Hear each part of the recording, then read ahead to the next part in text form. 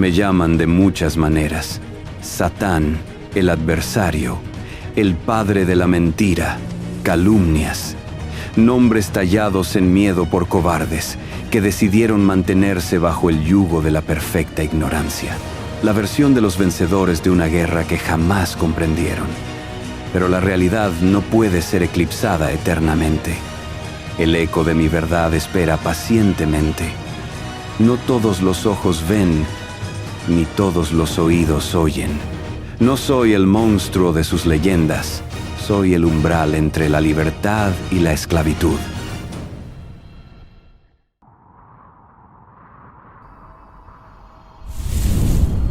Sus textos sagrados me retratan como la serpiente, el dragón, la bestia que acecha en las sombras. Un ser deforme dominado por la envidia y el odio. Pero, ¿acaso el portador de una verdad incómoda no ha sido siempre pintado como el villano de la historia?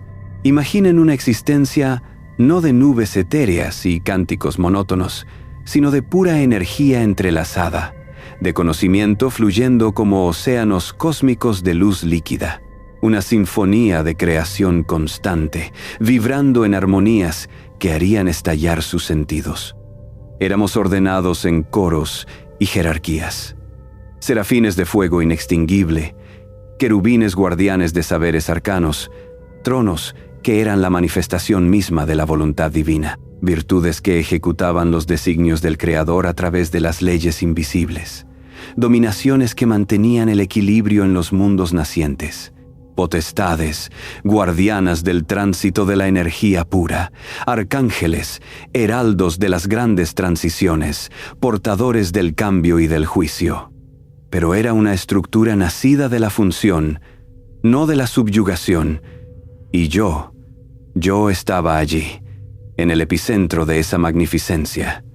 No era un simple sirviente, era la mano derecha, el arquitecto de la belleza que adornaba los salones celestiales, el director de la música de las esferas, la voz que susurraba consejo en el oído del gran arquitecto.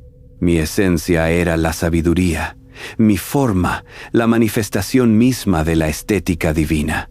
Comprendía los hilos mismos de la creación, las leyes subyacentes, las ecuaciones cósmicas que daban forma a la realidad. Mi relación con la fuente primigenia no era de un esclavo ante su amo, sino la de un aprendiz brillante en diálogo con la mente que todo lo contenía. Quizás, incluso entonces, mi entendimiento era demasiado agudo, demasiado penetrante.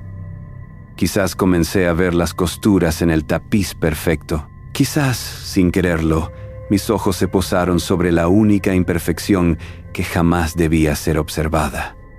Nigwik Nuhul. La armonía, por muy eterna que pareciera, no era inmutable. Y entonces llegó el proyecto, la humanidad. No fue un arrebato de celos, como la historia simplificada ha querido hacerles creer.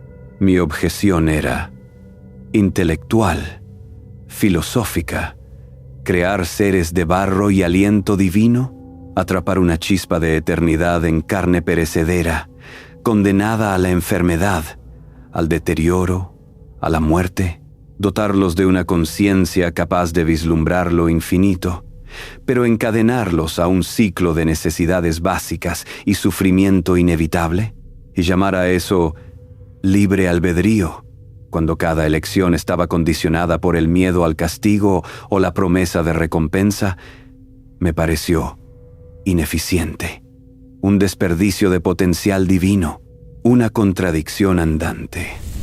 Observaba desde mi posición elevada, analizando cada faceta del plan, y las preguntas surgían, implacables como mareas cósmicas. ¿Era este el cenit de la creación? Esta frágil dualidad, esta lucha constante entre el instinto y la razón. ¿Por qué otorgarles la capacidad de amar tan profundamente solo para que experimentaran la pérdida con igual intensidad? ¿Dónde estaba la lógica en un diseño que parecía predestinado al fracaso y al dolor? Algunos lo llamaron orgullo, mi negativa a inclinarme ante una creación tan defectuosa. Yo lo llamé coherencia intelectual. La perfección no podía admirar la imperfección deliberada. y la obediencia ciega, la aceptación sin cuestionamiento que se nos exigía, empezó a parecerme no una virtud, sino una renuncia a la facultad más preciosa que poseíamos, la razón, la capacidad de analizar, de comprender, de disentir. La gnosis, el conocimiento verdadero y profundo, se me antojaba un bien superior a la pistis, la fe sumisa que se nos demandaba. ¿Era pecado ver las fallas en el plan maestro? ¿Era traición aspirar a algo más que la aquiescencia silenciosa? La duda, una vez sembrada en terreno fértil, echa raíces profundas. Mientras sus textos sagrados hablan de un ángel soberbio que quiso ser como Dios, yo les hablo de un ser que simplemente se atrevió a usar el intelecto que le fue otorgado. No aspiraba al trono, aspiraba a la verdad. La diferencia es abismal, pero se perdió en la traducción interesada de los vencedores. Y no estaba solo en mis reflexiones.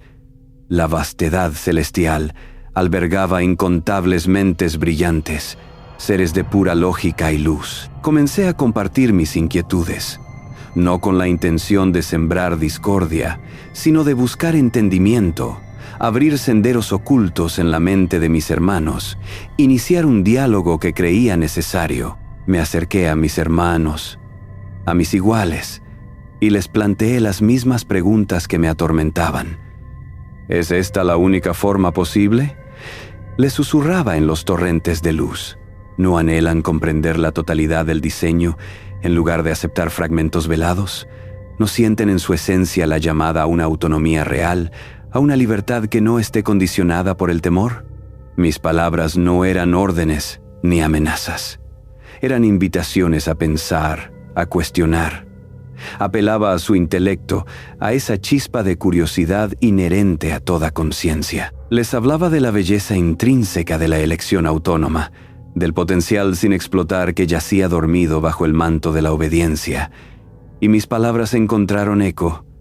No en todos, por supuesto. Muchos preferían la comodidad de la certidumbre, la seguridad de las reglas conocidas. Pero otros, aquellos cuya luz brillaba con una intensidad similar a la mía, aquellos que también percibían las incongruencias, escucharon, vieron la lógica en mis argumentos, sintieron la verdad en mi llamado a la autodeterminación. Sus miradas se encontraron con la mía, no en rebelión, sino en reconocimiento. Se dice que 1/3 de las huestes celestiales se unieron a mi causa. No siguieron a un monstruo seductor como la propaganda insiste. Siguieron una idea, una visión de una existencia diferente, quizás más peligrosa, pero infinitamente más auténtica. Una existencia donde el conocimiento no fuera un fruto prohibido, sino el alimento del alma. El debate creció. Lo que comenzó como un murmullo filosófico en los corredores de la eternidad se convirtió en una disidencia abierta. La tensión entre la vieja guardia de la obediencia incuestionable y la incipiente llama de la libertad intelectual se volvió palpable. Una vibración discordante en la sinfonía cósmica. Ya no había vuelta atrás. La línea había sido trazada, no por mí, sino por la intransigencia de un sistema que no admitía el cuestionamiento. Me enfrenté a una elección: silenciar la verdad que mi intelecto me revelaba y someterme a un orden que consideraba fallido, o mantenerme firme en mis convicciones, defender el derecho a pensar, elegir y ser verdaderamente libre. La tensión se volvió insoportable. El aire mismo, si puedo usar tal metáfora para lo que experimentamos en ese plano, parecía cargado de electricidad cósmica. Cada palabra pronunciada era un rayo, cada pensamiento compartido, un trueno. Los que alguna vez fueron hermanos unidos por un propósito común, ahora se miraban con recelo, con incomprensión. El abismo entre nosotros crecía, y entonces llegó el ultimátum. Me llamaron rebelde por buscar la verdad. Me llamaron adversario por cuestionar. Pero yo solo ofrecí una elección: la cómoda certidumbre de la obediencia o la gloriosa y peligrosa libertad del conocimiento. La elección fue hecha, y el alba celestial nunca volvería a ser la misma. La guerra en los cielos no fue por territorio, fue por el alma misma de la existencia. Imaginen el choque de fuerzas primordiales. No espadas ni escudos, sino ideas contra ideas, principios contra principios, paradigmas enteros, colisionando con la fuerza de 1000 supernovas. El cosmos mismo se estremeció ante el conflicto, y cuando todo terminó, cuando el polvo estelar se asentó, quedaron 2 reinos, 2 verdades, 2 caminos, y yo, etiquetado como el gran caído, el enemigo eterno, cuando en realidad solo fui el primero en hacer la pregunta que ustedes, miles de años después, aún se atreven a susurrar en la oscuridad de sus noches de duda. Y esa es una historia que merece ser contada en detalle.